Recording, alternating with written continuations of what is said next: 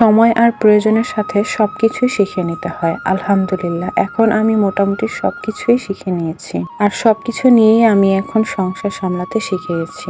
Hello everyone, আসসালামু আলাইকুম। কেমন আছেন সবাই? বিয়ের আগে রান্না বান্না তো দূরের কথা, কোনো কাজই ভালোভাবে গুছিয়ে করতে পারতাম না। বিয়ের পর শাশুড়ি মা নিজে হাতে সবকিছু শিখিয়ে দিয়েছে।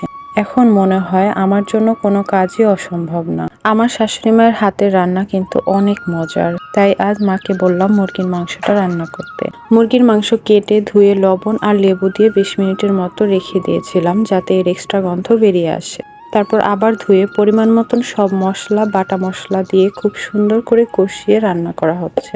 রান্নার সময় মশলার ব্যবহারও অনেকটাই প্রাকৃতিক। হাতের তৈরি সরিষার তেল, দেশি হলুদ আর মরিচ। বর্তমানে গ্যাস বা ইলেকট্রিকের চুলার যুগে মাটির চুলার ব্যবহার অনেকটাই কমে এসেছে। সবাই বলে মাটির চুলার রান্না নাকি অনেক মজার। আসলেই অনেক মজার, তবে গ্রামের মানুষ সবসময় মাটির চুলাতেই রান্না করে। কথা বলতে বলতে রান্নাটা প্রায়ই শেষ। কি সুন্দর একটা স্মেল। রান্না শেষে সবাই একসাথেই খাওয়া দাওয়া করলাম। তো এই ছিল আজকের ভিডিও।